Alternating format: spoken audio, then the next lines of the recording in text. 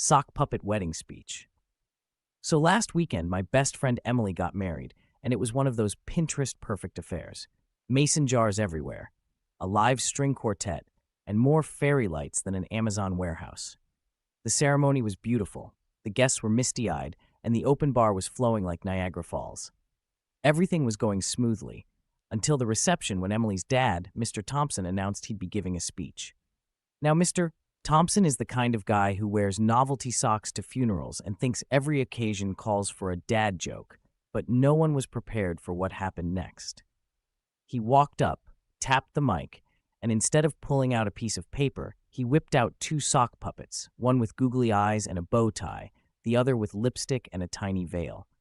The room fell silent as he introduced them as Socrates and Loveline. He proceeded to have a full-blown dialogue about the meaning of marriage, occasionally making the bride puppet swoon and the groom puppet recite Shakespeare badly.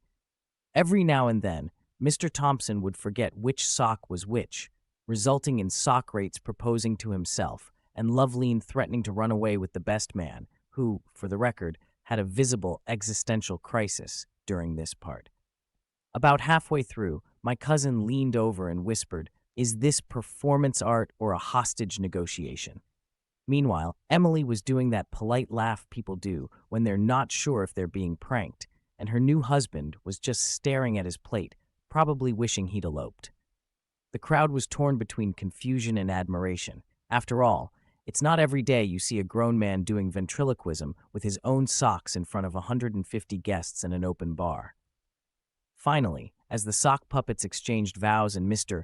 Thompson dramatically announced, "May you always put your best foot forward," the crowd erupted in laughter. And that's when I realized, love may be blind, but dad jokes are clearly deafening.